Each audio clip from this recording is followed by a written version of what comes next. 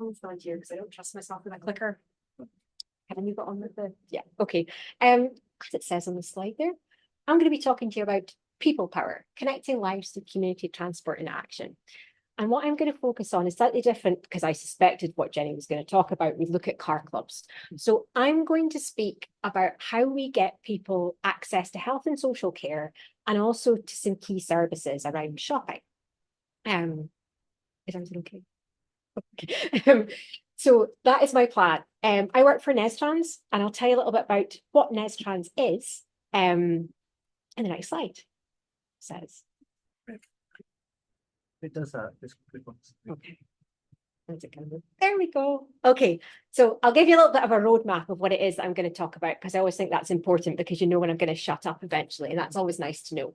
I'm going to tell you a little bit about what NESTRANS is, who are we, what do we do, because I think that's important, because some people don't know we exist and what it is that we do. I'm going to talk you through what community transport offers in North East Scotland. I'm going to give you some really lovely practical examples. I'm going to think about what the constraints are around this, and some of it ties in a lot with what Jenny was talking about around funding and how we actually provide for these things. I'm also going to try and tie it back in with a relationship with net zero, which was a task, but I think I can do it. Okay, so what is the role of NESTRANS? So I don't know, actually, let's hands up. How many of you have heard of NESTRANS? Oh, look at that. Oh, isn't that nice? I feel the love in the room. Thank you. Okay, so you'll know that we're the Regional Transport Partnership for North East Scotland. How nice is that? I've only worked at NESTRANS since September, so I'm yet to become jaded by the organisation, but I love my job. I get to speak about transport all day.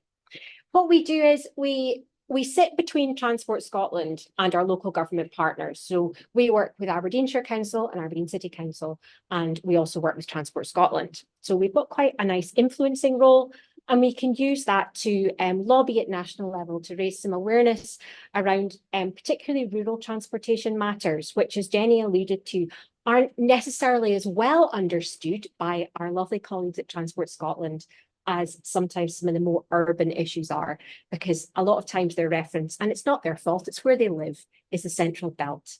And anything that happens north of Perth can be a bit of a mystery. So we always emphasise this. One of the things that we're required to do is to produce a regional transport strategy. The reason I'm telling you about this is because we have some really fundamental points in here around improving access to healthcare. We want to improve accessibility in rural areas. We feel that's really important. The affordability of the transport network. I spend a lot of time speaking with people about transport poverty now and the cost of bus fares.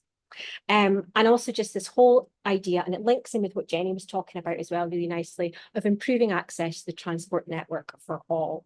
And we also have some work around a health and transport action plan. So that's what NESTRANS does. Now, why does community transport matter? I think it's really important for getting people access to health and social care and to key services. And I'm framing this around the older population and also people who perhaps can't drive for a whole host of health reasons, for example.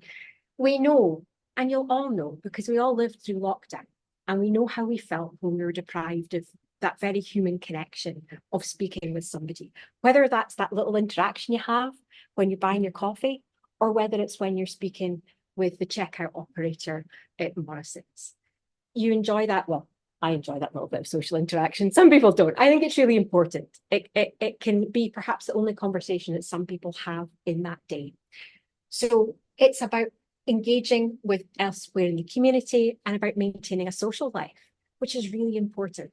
There's also this important point around accessing affordable food. And you've maybe heard of something called the poverty premium before. No? So think about if you live somewhere where there's a local corner shop. If you were to walk to the local corner shop and perhaps buy a loaf of bread, can of baked beans, and a pint of milk, chances are you're going to pay a little bit more than you might if you were able to access Aldi or Lidl or a Sainsbury's or Tesco. So being able to get a community bus to take you to a supermarket to do your shopping, to make your pension go that little bit further, it's really important. So I think there's some issues around that about actually thinking about how we ensure people are able to feed themselves, particularly when we think about wider policy contexts that are impacting some of our older citizens at the moment. Now, this is a sad bit. So what are the constraints? Am I okay to just move that across without causing any sort of damage? There we go. Okay, there is a significant funding squeeze on community transport. You'll notice that's a common theme within anything in the public sector. The local authorities are given a very small budget to run what are essentially subsidised services. But as Jenny quite keenly pointed out, volunteers are the core of a lot of these community transport services. When we think about public transport, we also have to remember that we're dealing with private companies that operate in the public sphere. So we can't really tell them what to do, can we? They're going to run routes that are profitable. They're going to run routes where there's passengers. They're not going to run routes to small, sparsely populated rural locations that meet the convenience of users. So for example, where I live somewhere that's accessible rural in Aberdeenshire, is the way you would kind of describe it in the way that land is mapped out. A bus comes through our village once a week on a Tuesday morning at 9:45 in one direction. I've never been on the bus because I don't know how I'd get back. So there's things like that there will be sort of this really basic minimum level of service. And I joke, and it still is lovely to see that bus because it reminds people that public transport exists. But it doesn't help me get to the train station in the morning, for example. So there's still a role for a car in my life at this time of year. We're not too wild out cycling on rural roads in the dark. So we need to think about the role that private companies play in public life. And that can be a really difficult one because obviously they're profit oriented, but I think we need to get better at engaging them in the conversation. We do at the moment, we have the Bus Alliance, we speak with our bus operator partners, but as with anything, there's always more that you can do. I also think that a lot of the issues around community transport are shaped by what I would call auto-dominance, in the sense that we have a society that is shaped quite significantly around the private car. Now, in the NESTRANS regional transport strategy, we believe in a 50-50 modal split. And by that, I mean that 50% of journeys may still be undertaken by car and 50% of journeys by sustainable and active modes. And that is recognizing that at the moment, it is very difficult to live a car-free existence outside of urban areas. And there's a whole host of reasons why we need to get better at funding things around just transition and enabling people to shift away from private car. If you want a good piece of reading, look at the Audit Scotland report that came out this week, which is fairly scathing on the Scottish Government's 20% car kilometre reduction target, essentially saying that we are not making enough progress for a whole host of reasons. So auto-dominance, it shapes how we think, shapes how policymakers think. And it's something that is socially ingrained. But I was saying at the start of this, I like to be optimistic and believe that we can encourage people to change. So that's some kind of context. What I'm going to do is to tell you about some really lovely community transport projects that operate in North East Scotland. I am deeply conscious, I know there are people online here that know a lot more about community transport in Aberdeenshire than I do, so I'm hoping I'm going to do them proud. I'm going to first of all tell you about the Buchan-Dyla Community Bus. If you've not heard about this before, it is a fantastic service, as they all are. They're based in Maud in Aberdeenshire, and what they do is service the central Buchan area. And their reason for being is this idea of reducing isolation through transport and supported services. As you can see, it is a fully accessible vehicle. What they will do is they will take you to your health and social care appointments. They will take you to visit your family and friends. There has a door-to-door shopping service. And the accessibility of the vehicle is really, really important when we think about some of the most frail and vulnerable in our society. Having a vehicle that can get in and easily out of, hugely significant. There are some criteria for who gets to use the service, but it is a really valuable community asset. So that's one. Another one, I didn't have a nice picture from their website, so I've just got a picture of a car. Merrington Coastal Healthy Living Network. As you might have guessed, this is based in the Lawrencekirk area, but it services Kincardine and Mearns. This is all about a range of services to help older people maintain their independence. They do some lovely things. You should have a look on their website. It makes for some really heartwarming reading. Volunteers use their own cars to provide transportation to medical appointments and to social groups. This isn't an uncommon arrangement within community transport organisations. And clearly, since the pandemic, it's taken a bit of time to build volunteers back up again because of that nervousness around sharing cars, particularly with vulnerable individuals. So we are still building up that volunteer basis, as David alluded to in his talk. They also offer an accompanied shopping service. So if you need a bit of support to getting your messages in, they will help you do that. So that's another example. We also have the Silver Circle. I really love what they do, and I love all of our community transport organisations. But this operates out of a very remote community in West Aberdeenshire, which is Upper Strathdon. It has a disproportionately ageing population base when you compare it to the rest of Aberdeenshire. Aberdeenshire is ageing, and it is something that's been factored into the new local transport strategy for Aberdeenshire and the local development plan, that we are going to have more people who are over the age of 65 and living longer than we are young people. And that clearly has an impact on how the local authority delivers services.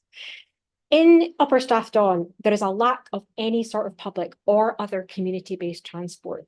So you can't get the A to B, the dial-up bus, to come out because it is basically too far away from other centres of population. And they really focus on maintaining independence and access to key services. They have a hospital volunteer driving scheme, which, as it sounds, gets you to your medical appointment.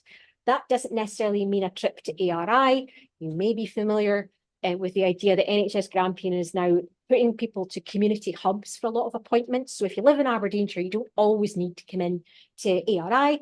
You can sometimes go to Huntly, you can go to Inverurie. There's a lot of community bases where you can have scans, blood tests. So they will take you to those appointments.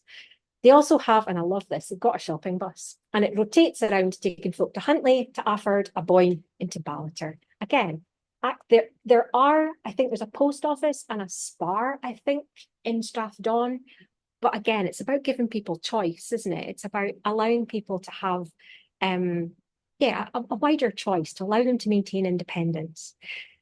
There's also a big benefit for volunteers who engage, and David would tell you more about this, that in volunteering for this role, you're giving something back to the community. And I've read some really lovely volunteer testimony about the value that people get out of it. So I think that's really lovely.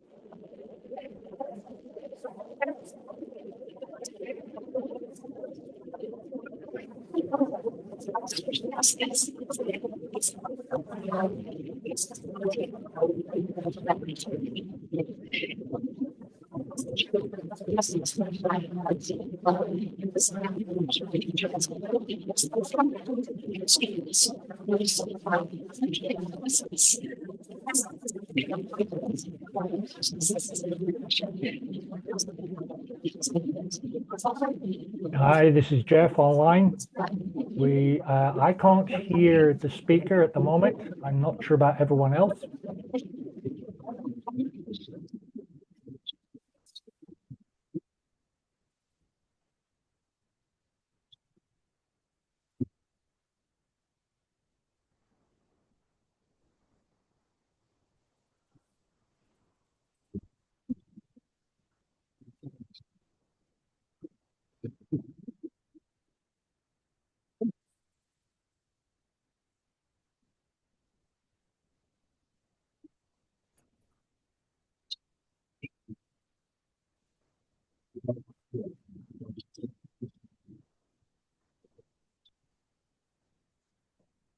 Jeff, can you hear? I can hear you now. It's on there. Is that okay? Loud and clear, thank you. Amazing. Lovely. Wouldn't be an online presentation without a technical hitch, would it? I mean, it just wouldn't. Okay. Yes, electric minibuses, rapid chargers. So if you're doing a lot of journeys and you're clocking up a lot of miles, even with the best will in the world, that range anxiety is going to kick in at some point when you realize that perhaps you're not going to have enough mileage in your battery to get your passengers back home. And clearly that's not a situation that anybody wants to be in. So there's some things that we need to do about improving infrastructure. There's also a cost issue here. And as this person put it to me, and I think this was a really good question, and I've changed it slightly. They said to me, is this a question of climate against public health? But I actually think it's a question of climate and public health, because we know that improving air quality has clear public health benefits. Yes, better air quality.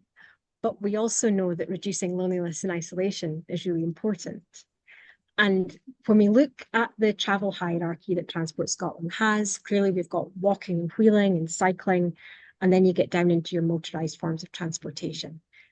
We need to be more creative around how we're using community transport-based solutions in terms of how they're fueled and the infrastructure to support those. It's not a quick fix, particularly given the funding constraints. And there's a very short-term nature for community funding. So some projects will run year to year, and that's really difficult. And they run mainly on volunteers. Their year-to-year costs will be for some of the things that Jenny pointed out in terms of insurance. It applies to if you're operating minibuses, to cover fuel costs, perhaps to allow your car volunteers to reclaim mileage. Their operating costs aren't high, but it can be really difficult to access pots of funding.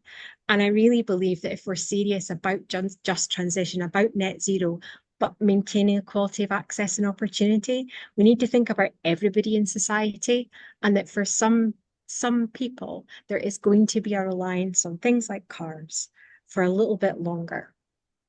And that's my question for you.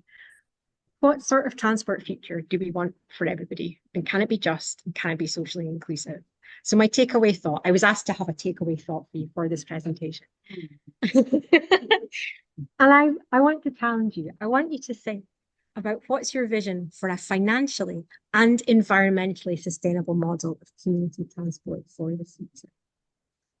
There's no right or wrong answer. And I've been in conversations where the UK government's been talking about connected and autonomous vehicles. Oh, autonomous vehicles are going to, we're going to have elderly people zooming around the countryside in autonomous vehicles. I'm not convinced of them. I think I'd be quite afraid to be in one. But in all seriousness, think about how you would make sure that your grandmother, your future older self, could still access key services and do it in an environmentally friendly way. Thank you, folks, for your attention. That's the end of my presentation. Thank you so much.